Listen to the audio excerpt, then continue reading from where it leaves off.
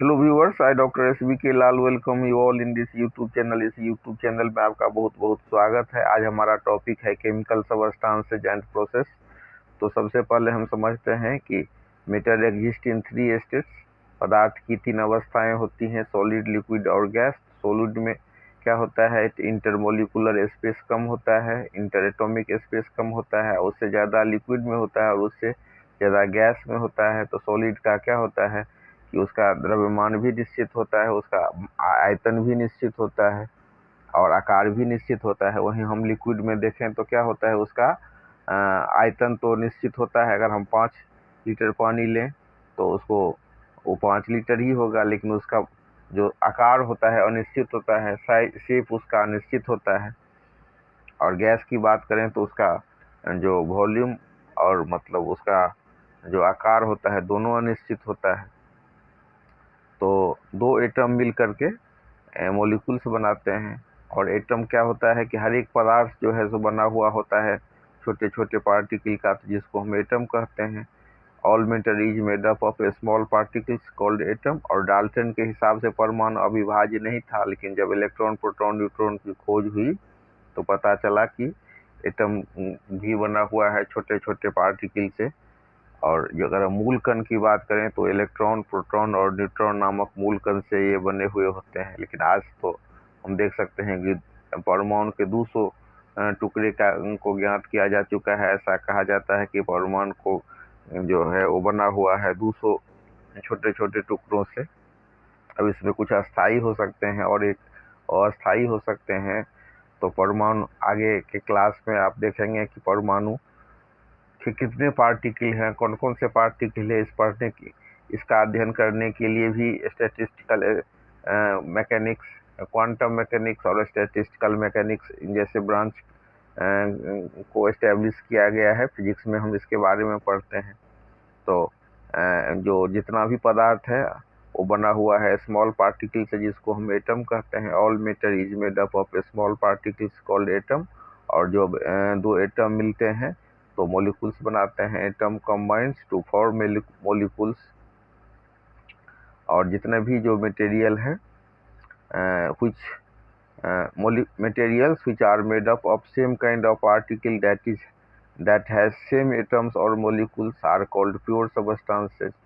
इसके बाद हम समझते हैं कि what is element. An element is a pure substance which is made up of atoms of the same kind.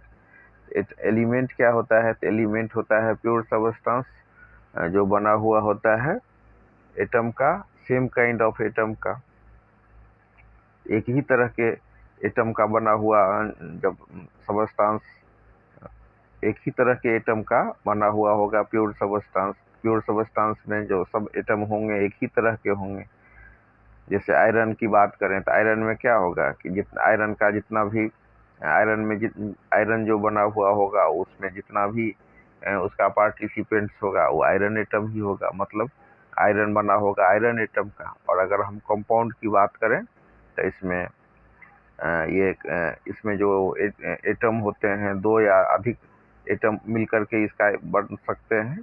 Compound consist of atoms of 2 or more different element. एक या माने 2 या 2 से अधिक पदार्थ के एटम मिलकर के कंपाउंड बनाते हैं।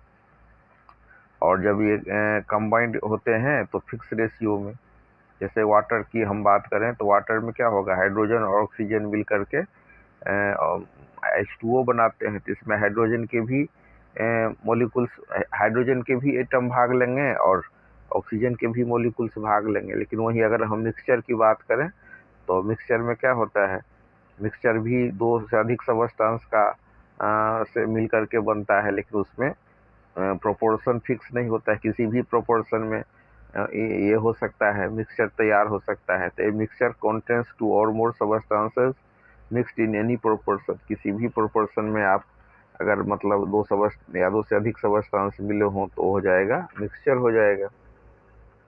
अब इसके बाद हम चर्चा करते हैं कि what is chemical symbol. Chemical symbols क्या होता है, तो केमिकल सबस्टांस को रिप्रेजेंट किया जाता है सिंबल के द्वारा।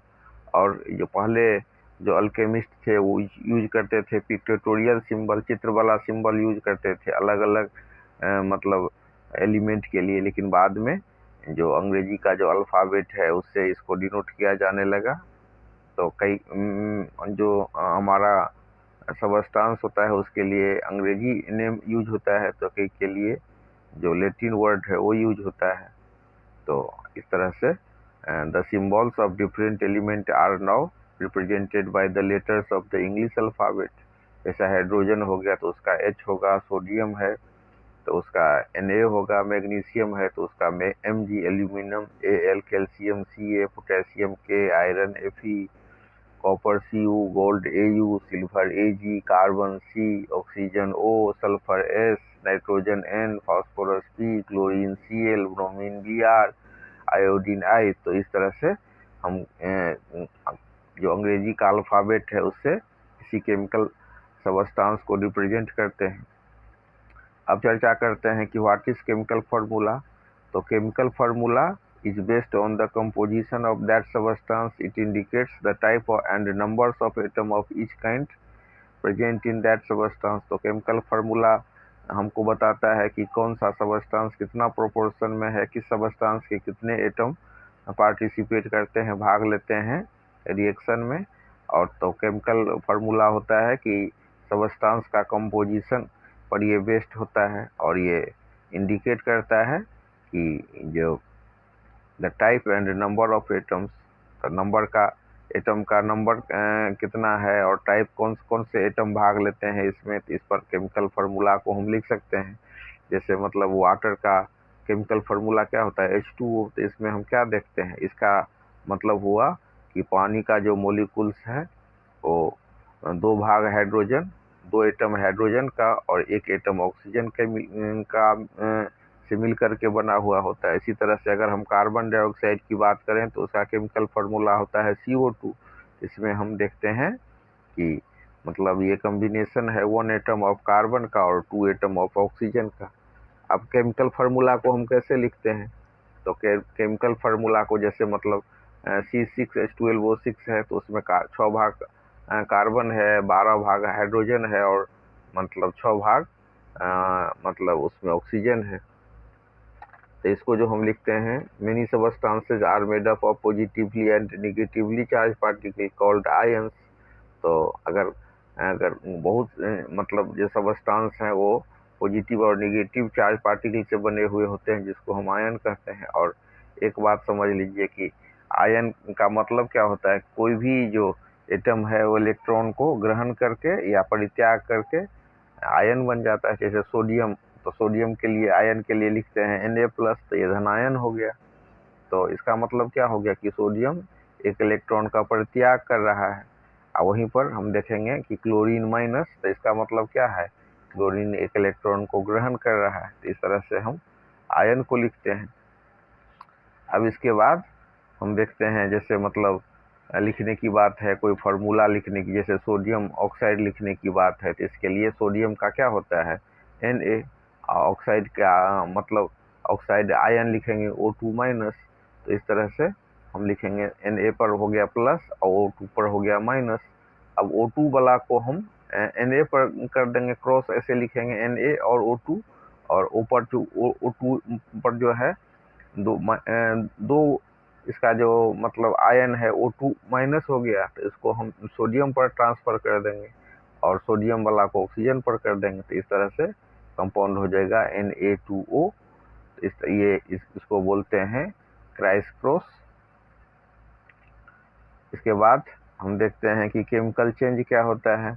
तो केमिकल चेंज होता है कि जब हम अगर हम फिजिकल चेंज की बात करें तो इसमें सबस्टांस क्या होता है, in physical change the substance में undergo change in physical state, shape, size और कलर। तो फिजिकल चेंज में हम देखते हैं कि वस्तु का स्टेट, शेप और साइज और कलर में परिवर्तन हो जाता है, लेकिन इसके जो सबस्टांस में कोई परिवर्तन नहीं होता है। जैसे अगर हम बात करें जल का, तो जल को गर्म कर देते हैं तो भाप हो जाता है, और भाप को ठंडा कर देते हैं तो जल हो जाता है, और जल को और ठंडा कर देते हैं तो बर्फ हो जाता है। लेकिन इसमें मॉलिक्यूल्स चेंज नहीं होता है, सबस्टांस चेंज नहीं होता है, वो वाटर का वाटर ही रहता है। तो इस तरह से ये हो गया हमारा फिजिकल चेंज। लेकिन अगर हम केमिकल चेंज की बात करें तो केमिकल चेंज में क्या होता है, केमिकल चेंज में जो सबस्टांस ही चेंज हो जाता है। During a chemical change A substance change into another substance, एक जो सबस्टांस है, एक जो वस्तु है दूसरे वस्तु में परिवर्तित हो जाती है। जैसे मतलब हाइड्रोजन है और ऑक्सीजन है, मिल करके बनाता है H2O। तो हाइड्रोजन जलने वाला गैस है, ऑक्सीजन जलाने में मदद करता है, लेकिन उससे मिलकर के एक तीसरा पदार्थ बन जाता है, एक नए पदार्थ का सृजन होता है जो कि पानी को बुझाता है। इसी तरह से दूध है, दूध में बैक्टीरिया के मदद से क्या, लैक्टोबैसिलस बैक्टीरिया की मदद से वो दही हो जाता है। अब वो ये केमिकल चेंज हो गया। तो केमिकल ऐसा प्रोसेस जिसमें केमिकल चेंज जो एक नए सबस्टांस में परिवर्तित हो जाता है। एक सबस्टांस जब मतलब जब केमिकल चेंज होता है तो दूसरे सबस्टांस में परिवर्तित हो जाता है। The process in which a chemical changes cause one substance to change into another.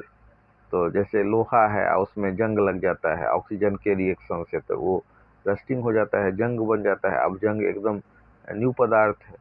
Copper article को जब कोटेड किया जाता है ग्रीन सबस्टांस के साथ, तो क्या होता है, copper article get coated with a green substance when exposed to moist air. तो इस तरह से हम इसको समझ सकते हैं। अब हम चर्चा कर रहे हैं केमिकल रिएक्शन का। The representation of chemical reaction using symbol and formula of substance involve in the reaction is called chemical reaction. तो जो केमिकल रिएक्शन है उसको हम व्यक्त करते हैं केमिकल इक्वेशन के द्वारा। तो the representation of chemical reaction using symbol and formula of substance, तो उसमें यूज कौन कौन चीज़ का करते हैं, तो सिंबल का और फार्मूला का यूज करते हैं, जो कि केमिकल रिएक्शन में इन्वॉल्व होता है। और कोई भी केमिकल रिएक्शन में दो जब हम लिखते हैं तो उसमें आप देख सकते हैं दो भाग होता है, एक होता है लेफ्ट हैंड साइड, दूसरा होता है right hand side. Left hand side में हम रिएक्टेंट्स को लिखते हैं और राइट हैंड साइड में प्रोडक्ट को लिखते हैं। जैसे मतलब कार्बन और ऑक्सीजन से मिल करके बनता है कार्बन डाइऑक्साइड। जब कार्बन और ऑक्सीजन का रिएक्शन होता है तो कार्बन डाइऑक्साइड बनता है। तो कार्बन प्लस C+O2 क्या हो गया, ये हो गया रिएक्टेंट, और प्रोडक्ट क्या हो गया, कार्बन डाइऑक्साइड। अब इसके बाद हम चर्चा करते हैं बैलेंसिंग ऑफ इक्वेशन। तो लेफ्ट हैंड साइड में जितना हमारा मोलिकुल्स है उतना राइट हैंड साइड में जब हम करते हैं तो ये हो जाता है balancing of equation. A chemical equation should be balanced. A balanced equation, a balanced chemical equation is that in which the number of atoms of each element are the same on both side. तो कोई भी जो chemical reaction होता है उसमें दो side हो गया, तो लेफ्ट हैंड साइड में जितना एटम होगा उतना ही राइट हैंड साइड में भी होगा। जैसे अगर हम लिखते हैं H2+O2 बराबर H2O, तो ये अनबैलेंस्ड इक्वेशन हो गया।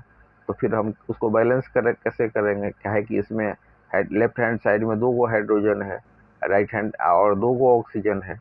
जबकि हम जब H2+O2 बराबर H2O लिखते हैं तो हम देखते हैं कि राइट हैंड साइड में एक ही ऑक्सीजन है और लेफ्ट हैंड साइड में दो गो ऑक्सीजन है। इसको ठीक करने के लिए क्या करेंगे, इसको ठीक करने के लिए हम लिखेंगे H2+O2 बराबर 2H2O। इस तरह से हमारा इक्वेशन बैलेंस हो जाएगा। अब हम चर्चा करते हैं types of chemical reaction. Chemical reaction कितने तरह के होते हैं, तो हम देख सकते हैं कि आप चार तरह का मुख्य रूप से केमिकल रिएक्शन होता है। एक होता है कॉम्बिनेशन रिएक्शन, जैसे मतलब इसमें हाइड्रोजन और ऑक्सीजन मिल करके जैसे H2O बनाता है, तो ये क्या हो गया, ये हो गया कॉम्बिनेशन रिएक्शन। नाइट्रोजन और हाइड्रोजन मिल करके अमोनिया बनाता है, तो ये हो गया हमारा कॉम्बिनेशन रिएक्शन। और अगर हम डिकम्पोजिशन रिएक्शन की बात करेंगे तो इसमें क्या होता है कि इसमें प्रोडक्ट जो होता है वो प्राप्त होता है सिंगल रिएक्टेंट से, इसको हम बोलते हैं डिकम्पोजिशन। इसमें एक पदार्थ टूट जाता है, जैसे H2O पर हम अगर इलेक्ट्रिक करंट को पास करें H2O से हो। तो टाइप ऑफ केमिकल रिएक्शन की बात करेंगे तो उसमें होता है combination reaction. Combination of reaction में क्या होता है कि दो या दो से अधिक सबस्टांस मिल करके कंबाइन होकर के एक तीसरे न्यू सबस्टांस का निर्माण करते हैं, प्रोडक्ट का निर्माण करते हैं। तो ऐसे जो रिएक्शन होता है उसको हम कॉम्बिनेशन रिएक्शन कहते हैं। जैसे हाइड्रोजन और ऑक्सीजन मिल करके H2O बनाता है, नाइट्रोजन और मतलब हाइड्रोजन मिल करके अमोनिया बनाता है। और वहीं पर अगर हम डिकम्पोजिशन रिएक्शन की बात करें तो हम क्या देखेंगे कि डिकम्पोजिशन रिएक्शन में एक ही पदार्थ टूट करके दो पदार्थ में परिवर्तित हो जाता है, तो इसमें पदार्थ का विघटन हो जाता है। तो ऐसा केमिकल रिएक्शन जिसमें कि हम दो या दो से अधिक पदार्थ को प्राप्त कर सकते हैं एक पदार्थ के डिकम्पोजिशन से। ए chemical reaction in which more than one product is obtained from a single reactant is called decomposition। जैसे मतलब वाटर से अगर करंट को फ्लो कराया जाए तो हाइड्रोजन और ऑक्सीजन गैस प्राप्त होता है। और इसी हिसाब से on strong heating lime stone decomposes into quick lime and carbon dioxide. अगर हम लाइम स्टोन को गर्म करें तो वो क्विक लाइम में और कार्बन डाइऑक्साइड में परिवर्तित हो जाता है, डिकम्पोज हो जाता है। इसी हिसाब से तो डिकम्पोजिशन रिएक्शन क्या होगा जिसमें एक ही पदार्थ से दो या दो से अधिक पदार्थ को हम प्राप्त करते हैं। और कैसे प्राप्त करते हैं तो डिकम्पोज करके। और उसके बाद हम डिस्प्लेसमेंट रिएक्शन की बात करते हैं तो इसमें से पदार्थ डिस्प्लेस्ड हो जाता है, मतलब बाहर हो जाता है। केमिकल ऐसा केमिकल रिएक्शन जिसमें कि a chemical reaction in which one element displaces another. तो एक एलिमेंट क्या करता है दूसरे को प्रतिस्थापित कर देता है, बाहर कर देता है, डिस्प्लेस कर देता है। तो यही हो जाएगा हमारा डिस्प्लेसमेंट रिएक्शन। इसमें क्या होता है कि ये ऐसा केमिकल रिएक्शन जिसमें एक एलिमेंट दूसरे को डिस्प्लेस कर देता है। A chemical reaction in which one element displaces another in a compound is called displacement reaction. अब जैसे हम बात कर रहे हैं लोहा का अगर रिएक्शन हम कराते हैं कॉपर सल्फेट से तो बन जाता है आयरन सल्फेट सॉल्यूशन और कॉपर बाहर हो जाता है। और मतलब उसके बाद न्यूट्रलाइजेशन रिएक्शन की हम बात करते हैं तो इसमें जब हम एसिड का बेस से रिएक्शन होता है तो सॉल्ट बन जाता है और वाटर बन जाता है। जैसे मतलब NaOH का अगर हम क्या हो गया सोडियम हाइड्रोक्साइड उसके ऊपर हम उसको रिएक्शन करवाते हैं HCl से हाइड्रोक्लोरिक एसिड से तो क्या बनता है सोडियम क्लोराइड। सोडियम क्लोराइड क्या होता है तो एक साल्ट होता है और फिर बनता है H2O जल। उसी हिसाब से मैग्नीशियम हाइड्रोक्साइड प्लस H2SO4 बराबर होता है मैग्नीशियम सल्फेट प्लस H2O। तो इस तरह से ये जो रिएक्शन होता है जिसमें एक एसिड बेस के ट्रीटमेंट से क्या होता है साल्ट और वाटर में बदल जाता है तो इसको हम बोलते हैं neutralization reaction. A chemical reaction between an acid and a base is called neutralization reaction। A neutralization reaction always leads to the formation of a salt and water। तो इस तरह से हम न्यूट्रलाइजेशन रिएक्शन को समझ सकते हैं।